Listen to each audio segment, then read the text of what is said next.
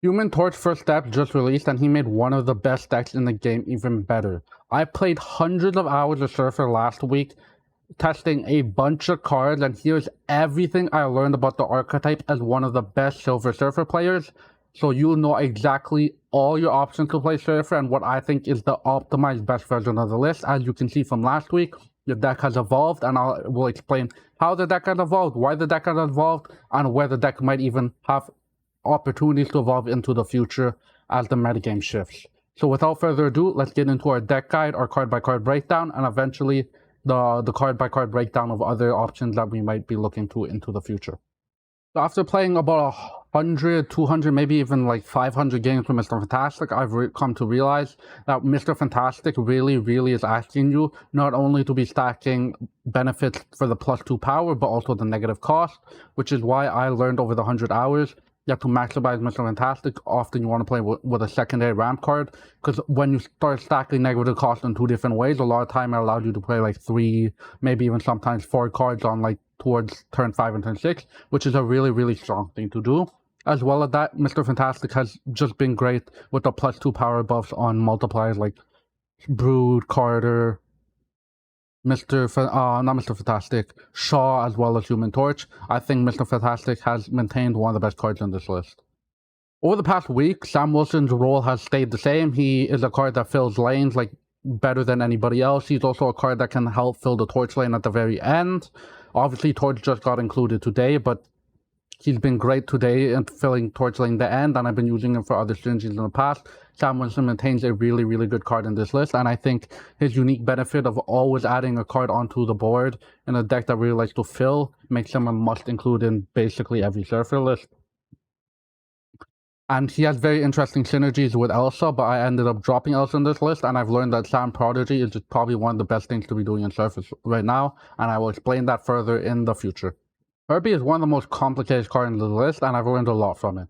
So what I've learned from Herbie specifically is the +2 energy is good if you're stacking it with Mr. Fantastic. If Mr. Fantastic is giving you weird numbers, you can do the +2 energy. Maybe you get a Gwenpool on turn 4, plus a 3-drop that got reduced, either one of them getting reduced. That's a very strong thing to do. This could be a high roll. It's not my favorite spell. I think more often than not, the +1 energy is just, the +1 power is just solid. A lot of time it allows me to put weird numbers in like a locked off location or whatever, or it just helps me scaling with my card and my torch where they're just multiplying that power and it becomes a good thing to do. Not the best spell. The rock has been a solid spell. A lot of time the rock is solid if I want to fill a lane for a little bit of investment. It's actually not a spell I rely on that much because I often prefer to put more power into those lanes to try to win it more outright. And the rock hasn't been as good as I expected, but still a solid synergy piece in a deck that often can be asking you to fill up to 2 lanes, and that it does that well. Personally, I've learned that the double this power spell has been really good. To me, it felt like a low roll at first, but getting a 2/6 is just all stat lines, and the stacking of a Prodigy with a double this card's power is very good.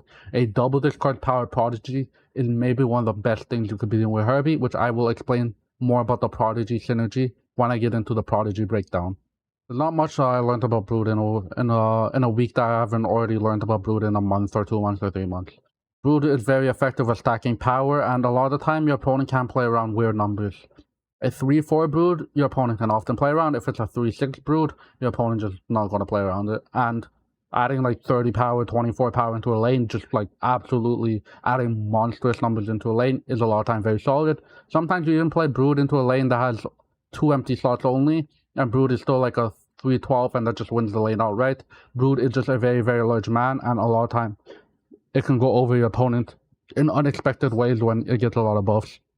And it's probably one of the best multipliers in the entire game, and it's the least predictable out of the multipliers that I have in this deck. Carter, the law big numbers win. Carter triples like Brood, but you can play more big things behind it. Carter on Prodigy is probably one of the most unfair things to do. You just put like 40 power in a lane, and that just goes over the top a lot of your opponents. Notably, Affliction is a notable weakness of Carter, as well as Enchantress and all that. Carter is probably the most techable card in this list, so if you expect your opponent to tech, a lot of time you can even drop a Carter lane and maybe Juggernaut another lane plus like a Brood and win the other 2 lanes while your opponent focuses on the Carter. So it's important to note that in this week I learned that Carter is both the biggest source of power in your list, but also the biggest vulnerability in your list, and you have to consider both ways. If you think your opponent's going to be using it as a vulnerability, you kind of give up that and leverage the promise of power that Carter has. So your opponent will try to answer that, and you make it so they can't answer the other two lanes. Otherwise, if you don't think your opponent can answer it, you can just make the biggest lanes possible with Carter, and that's just a very, very strong thing to do when your opponent has no answer to that. Human Torch First Steps is a very interesting card. When he's drawn early, he is one of the best things the card you can be doing in this deck. He's just playing for like a 3/14 effectively. After a lot of the time, he is vulnerable to Shadow King, and that has been a notable weakness. But a lot of the time, I've gotten him to just 3/14, playing him early, he's fine. Playing him late, he's a bit weirder. He's basically a Sebastian Shaw in numbers. Like, literally, a lot of time he would be playing for the exact same power that Sebastian Shaw would with these buffs. Even if you play him on turn 6, the only problem is you have to play him in a full lane. Like I said, this list has a lot of weird ways to get full lanes. So I think he is a solid, reasonably better card than Sebastian Shaw, easier to dodge Shang and all that. He is a bit more vulnerable to Shadow King, but his numbers are basically Sebastian Shaw in the worst case, and just better to play early than Sebastian Shaw, and also dodge Shang-Chi, which is a really, really solid card overall. And I've really enjoyed playing some Human Torch. I think he will be a staple in the Surfer deck in a way that Sebastian Shaw just never was. This deck runs a lot of things that double, triple power. Surfer just really strong. Surfer often plays for a 3/12 without considering double, triple power. Surfer just plays for way more power in this list because you are super, super invested in a bunch of different buffing ways. And Surfer just does that better than any card in this list because it is his list after all. Super unfriendly meta right now. Cosmo stops Shadow King. Not much else to say. Cosmo stops Shadow King. He's your no button to when your opponent sometimes tries to do unfair stuff like Nimrod and all that. He's solid there, but mostly I'm playing him for Shadow King and Enchantress. If your opponent still have the ego of I'm going to try to answer the Carter, I'm going to try to answer your big lane with a Shadow King, you're just going to say no, you're not, and I'm going to win the game. And that's why Cosmo's solid right now. He might fall out of the list as the meta becomes more friendly to Surfer and not as much about teching against Surfer, but right now he's not there for all the list because he's just that good. 3/3, win a lane. Juggernaut's just insanely strong. If your opponent doesn't have an answer to the Carter lane, or you play like a Cosmo on the Carter lane, a lot of time you could just create one unreasonably strong big lane, Juggernaut the other lane, Juggernaut wins one lane, you have an unreasonable amount of power in the other lane, they can't win that lane ever. So you just won 2 lanes very, very easy. Juggernaut is 3/3, win a lane a lot of time. And that is something this deck can use because it's very good at going tall into one lane. Sometimes it needs a bit of help to win that second lane. Juggernaut is just a button that wins the second lane. So Phastos is a new card in the list that I've updated to include him. Why Phastos is really good is, like I said, we have 3 scalers in this list now, which makes Phastos just a reasonable include because you can hit any of these scalers. Hitting Brood for +2 power is really good. Hitting Carter for +2 power is really good. Hitting Torch for +2 power is really good. So there's that. Another reason Phastos made it into the list is because he just stacks with Fantastic very well.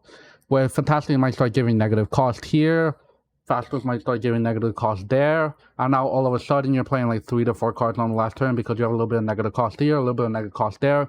The numbers work out in weird ways, and you just have a bunch of cards to play on your last turn that your opponent can't reasonably protect. Your opponent's like, oh, he's playing like 2 cards, and then you play 4 or 3 drops, and your opponent's like, how the hell do I play around that? Phastos is uniquely synergistic with Mr. Fantastic because when you have 2 of the same ability, those negative costs start to stack up and hit in weird ways that allow you to play these very, very big turns. And worst case scenario, you're not getting the -1 cost, you're not getting those weird powers, you're just getting the +2 buffs on your multipliers. That's actually the best case scenario. You're just getting a ton of power onto these multipliers, and that's basically why we're running them in the list. But the negative cost on both Phastos and Mr. Fantastic synergize very well, so it's a double win for Phastos in this current meta. And he is your 3rd option to play early, which is a really, really good thing your deck needs. He's a genuine, like, I'm happy to play this card early and it feels good card, which the deck needs because it needs 3 of those to actually be reliably drawing good early 3 drops. Okay, this is a card that made it into the list as well. Prodigy, oh my god, did I underrate how good Prodigy would be when Herbie released. So there is a lot of depth to this card. So 2 rules I want to establish right away is Prodigy can copy any state of activate. Prodigy can copy and activate that's already been used. Prodigy can copy and activate that hasn't already been used. Prodigy can just copy any state of activates. That's important to know. Not a lot of people know this. The second statement is Prodigy never changes with Herbie. So if Prodigy copies a spell with Herbie and Herbie changes, Prodigy does not. That is a rule that is always true. No matter what spell you copy, he only ever stays on that spell unless you copy no spell and you just copy Herbie's base text. That's the only time he'll change. So with those two rules, a lot of the time is you can just make Prodigy into the double spell. Like, consistently, you can make Prodigy into the double activate. Prodigy at a 3-8 instantly with the double activate, very good. You surfer him up, 3-12 with the double activate, amazing. You got one Gwenpool buff in there, 3-16 with the double activate, unshankable, amazing. Prodigy just gets really, really big with Herbie. That is the first Prodigy synergy. You know how we talked about Carter making unreasonably tall lanes? Carter just gives Prodigy the power, and then Prodigy just gives it to the card next to him. So you're just like Prodigy just like more Carter, and Carter a lot of time with Prodigy seeing like 40-50 power. An actually genuinely unfair thing to be doing. And Prodigy just becomes huge numbers with Carter as well. That's why Prodigy made it into the list. 2 very good targets already. And you might be like, okay, that's all good. But now Prodigy with Torch is also a genuinely unfair thing to be doing. Prodigy's that last card you're filling into that lane. Torch is doubling up. Prodigy got 1 buff with Surfer, let's say. 3-6 double, 3-12. Very, very good thing to be doing on your last turn. Prodigy gets got a buff from Gwenpool. 3-16 again. Very, very good thing to be doing. How is your opponent going to be beating your 3-14 Torch, your 3-16 Prodigy? Basically, Prodigy is one of the best lane winners. He's a Sage of sorts, but that synergizes so well with this deck that often gets way bigger than Sage. Now on your offlines, Prodigy might hurt a bit more, and a lot of time on my offlines, I'm trying to manipulate stuff so I have a good chance at maybe high rolling. Maybe I'll Prodigy up a Fantastic and then high roll into a double Brood buff or something like that. That's sometimes my win condition, and I go for that. Sometimes I get double Phastos, hoping for the same thing, and Prodigy will win games in weird ways with that. Sometimes you might need to like double up a Gwen or whatever. And Prodigy can just find weird wins with that, but I think those 3 main targets are consistently the most unfair things to be doing. And then other times you're using Prodigy just to make a dice roll, and if you end up winning that dice roll, you win a surprising game in a surprising way. And Prodigy gets a lot of Q equity off of just being sometimes the biggest guy ever in very, very weird ways, but often very consistent ways with those 3 synergies. I've been jumping between Gwenpool and Galacto a lot. I think I've landed on Gwenpool. I think Gwenpool's numbers are just a bit bigger. You're having so many buffs in so many weird places. I feel like your opponent has a harder time playing around Gwenpool, and Gwenpool has ultimately made it my list. I feel like Galacta's a bit better, maybe like more often. Galacta never really throws a game, so he's a bit more consistent value, but his deck really needs the high roll, and sometimes you need like a surprising Brood lane and all that, and I don't really like it when my opponent can calculate how much power I can output at any given location, and Gwenpool just puts up weird numbers in weird ways and can be just a very, very big card, and I think she's either comparable in average points to Galacta or even better, and I think Gwenpool has just made the list, even though I've tested both out, and Gwenpool ultimately won out on just pure numbers and pure unpredictability. And pure uncounterability, because it's a lot harder to counter Gwen than it is to counter Galacta. With that, let's get into the overall play-by-play breakdown and what your average curve is looking like, okay?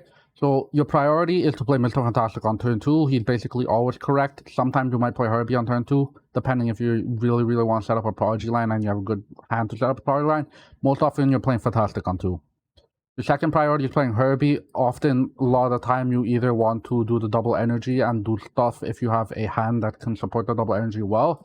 If not, my main priority is getting this double the power so I can set up a Prodigy lane if I have Prodigy in hand. Sometimes I might use the other 2 spells in weird ways. Specifically, I think this spell doesn't get used that much unless it's like late in the game and I just have a bunch of cards, then it's fine. Sometimes I'll use the rock spell if I'm setting up like a Carter or Torch lane and I want to play elsewhere. I think most often than not, though, I am securing that double for the Prodigy synergy. Sam Wilson's your worst play here, but he is still a good thing to be doing. You're playing a 2-6 and you have opened up your Prodigy lines and all that. A lot of the time, Sam Wilson is better to play on turn 5 if you need to. Next, from there, my early 3 drops is Carter, Torch, or Phastos. Phastos and Mr. Fantastic is just a great thing. A lot of time I've been snapping on Phastos and Mr. Fantastic. You have so many buffs in so many places that you end up always putting up a very, very competitive amount of power. Torch is very, very big. If you're playing him early, he's a 3-10 to a 3-14. He's just a great thing to be doing. And in the same way, Carter, a lot of time, if you're playing him early and you can playing her early and you can surfer buffer, he becomes like a 3-12, very large thing to be doing. And a lot of times these are good early cards because you're not only playing them, but you're not only playing them early, you're to end up buffing them later with like a Surfer, maybe sometimes a Herbie, but you can also play Prodigy to even stack harder into that lane. And now you've turned that early game promise of either Torch or Carter into a late game power spike with Prodigy, and that's a very good thing to be doing. So these are the 3 early game cards I decided to play, and generally my priority is Human Torch, Phastos, and then Carter in that order. Later into the game, it's a lot more variable. You're playing Gwenpool on 4 most often, otherwise you often play like a Phastos or a Human Torch, or you do like an offline Prodigy. Your late game is very variable in this list. A lot of time you're either you can be playing a Captain card or Torch who got a buff, and you just play them off curve in a bit of a later game, and they're still genuinely like very good things to be doing. You can play Surfer a lot of the time. He just applies buffs. He's very big. Your Brood most often played on turn 5 if you want priority for like a Juggernaut play. If not, you play it on turn 6. It's just a bomb your opponent has a very hard time to play around. Cosmo you play very much as just a tech piece to stop your opponents that want to Shadow King you. He doesn't always get played, but when he does, he's either gotten a bunch of buffs, so he's like a very big card, or you're just playing him to stop the counter play or stop a big opponent play. Otherwise, you just don't end up playing Cosmo that often. Juggernaut, a lot of time, you're to look at your final board state, you're to do some math here and there, and you're to be like, okay, Juggernaut wins this lane, I can go unreasonably tall in this lane. And Juggernaut just creates these very good board states that sometimes you just win purely off of Juggernaut just wins this. And that's basically your entire game, entire early to late game. Just know that your early game is very predictable. You use Fantastic or Herbie into Carter, Torch, Phastos, and then your late game becomes variable depending on what your opponent does, where your buffs land, and all that. As I promised, here are the replacement cards. I will be going very shortly over each of the replacement cards and what I think they can do. There is a lot of them for each of the cards roles, so I will be going over them quickly. So for Surfer 2, Forge applies buffs to Carter and Carter and Human Torch early, very good thing to be doing, and applies to them and Brood late, yet again, very good thing to be doing, great budget option. She is a way to ramp out Sarah if you end up playing a Sarah list, a very interesting thing that she has unique to her. Otherwise, you could justify her just to get another 3-drop on board on turn 5. Not the greatest option, but an option nevertheless. I explained Fantastic and Sam already, so I'll skip over those. Surge is if you really want that stacking effect, so you can run Surge, Fantastic, and like Phastos, and now you get even more weird numbers, even more cost reduction. Maybe you have to make your list a bit more flexible with how the late game curve. You make the late game curve more easy to put onto your early game as well, and that could be interesting. I don't personally like Surge in my list, but I think she has a reasonable use case as just another stacking effect with Fantastic, Prodigy, and all those weird cards that give a bit of cost reduction and a bit of buffs. Fenris is a card that fills the lane. If you want to invest in a Fenris package, it's probably a reasonable ask to do because you're always putting an extra card in that lane for either Carter or Torch consistently, which is a strong thing to do. Herbie we already talked about. Merlin's location change spell is really good. You can run Merlin with Sam, and you can use the once in future to get rid of the shield and get some bonus energy. Good thing to be doing. If you want to invest in werewolf stuff, Merlin is very good, and werewolf becomes a very good card with Merlin. So you can reasonably do that in Surfer. I don't know if it's the best thing to do right now. In the same way, Fantastic is good because he applies buffs. Okoye is good because he applies buffs. In the same way, Forge is also good. He applies buffs to decks. You have a bunch of multipliers in this deck. She becomes good because those multipliers will make her play for more than a 2/7. Great budget option. Toxidoxy is the same. Toxidoxy's downside is that you maybe need to include one more early game card so you consistently have an early game card to play off of Toxidoxy, but then Toxidoxy at that point just becomes a mini Gwenpool, and she becomes a very good thing to be doing. Interesting to play Toxidoxy. Notably, Toxidoxy is a tool that you can't play on turn 5, so you may have to consider a bit more of your Surfer list on how to accommodate that and more consistently get your 2 3s out on turn 5. But if you can do that, Toxidoxy might be a great option. US Agent, a tech card that can rail decks that are running Iron Man if those start to pop up, or rail decks that are running like Hello or a bunch of big guys. Interesting option. Maybe not the greatest into this meta. Next are the 3-drops you can play early on turn 3. Cassandra Nova, great against Thanos. The 3/6, if not, great against Surfer. They start to multiply the negative power. And other than that, Cassandra's also very good against like Cerebral decks, asking them to draw their Luke Cage. We already went over Carter and Human Torch. Red Guardian, your opponents are playing genuinely strong 2-drops a lot of the time, Red Guardian's the answer to that. If you don't have, let's say, one of the other early game 3-drops, a lot of the time he can just find value, just nullifying one of the early 2-drops your opponent's playing. Nakia, great card. Like I said before, with like a Koye and Forge, she is a budget option to buff up cards that are multiplying power. She can find some play into this list, and for the same reason Phastos is, even though she's a bit worse than Phastos. Werewolf becomes very big if you start investing in Werewolf. You start playing more on reveals. Gwenpool's on reveal gives the Werewolf a buff.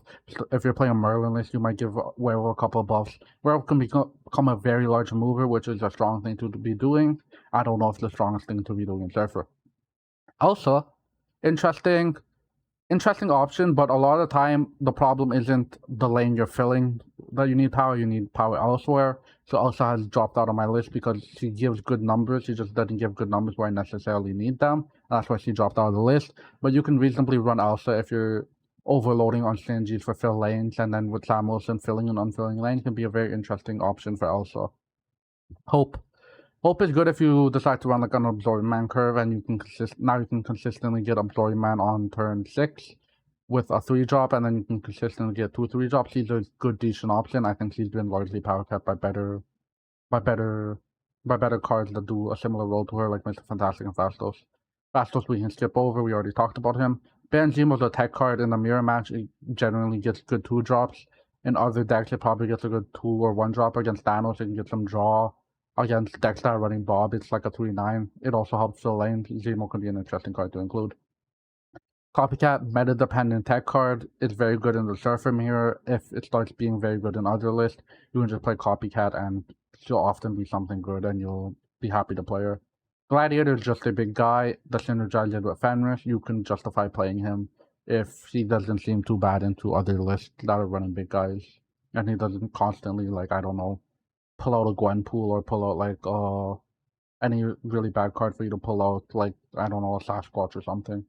So for payoff, Sage, you're filling a lot of lanes. Sage likes full lanes with different numbers, and she often gets big. You can run Sage. We already went over these cards. Wolfbane is a budget Sage. You're playing lanes that fill up a lot. She becomes a 3/10. That's a pretty good budget option to be playing out. Cosmo's a good card if your opponent's running a lot of Shadow King and stuff. Cosmo can just deny value there, and Cosmo just becomes a good card in that way because it stops the counterplay that is very, very prevalent in the meta right now. We already talked about Juggernaut. We already talked about Cosmo. I guess I talked about him again. Negasonic is a card that basically wins a lane when you're ahead. A lot of times you can get priority with maybe like a Brood or something, and you can secure a second lane with Negasonic. She's an interesting option. I don't know if the deck is necessarily the best at priority, but she's definitely an option here. We talked about Copycat and Gladiator. Copycat and Gladiator also become payoff cards because they're going to be played late. Like I said, if you're running like a more flexible surge curve or whatever, these might be interesting options because they feel good to play early and late. Shaw's an interesting card with all these buff scaling, and if you commit even harder to buffs, Shaw might just get really big, and Shaw doesn't require any like lane filling or anything like that, so he's just a big guy in a lane, and Shaw's closer than ever to making the list. He hasn't quite made my list, but Shaw can just genuinely be a good, big, high roll piece, and that puts up a lot of power, so Shaw's a very interesting card in that way. Lastly are the Forge Plus. Absorbing Man, if you're running a second 4, a lot of time he's a very good option at second 4. He can be very big with Brood, very big with Surfer, but you do need to invest a bit more into the curve to make Absorbing Man an interesting, genuinely good card to play. He doesn't quite make the list right now, but he is an interesting card that may make the list in the future. Genuinely big guy. The debate here is whether Galacta or Gwenpool is better. I think Gwenpool is better. Galacta is a bit more efficient at applying buffs always to multipliers, which might make her a bit more consistent, a bit better. I think Gwenpool just puts out more raw numbers, which is more important in this list than Galacta, who's a bit more both predictable and a bit more consistent because of it. And her numbers aren't just quite as big as they used to be. I don't particularly always enjoy Sarah list. I think Sarah's interesting card if maybe you're running a Luna, Snow, and a Kale. She's an option. She's not a great option.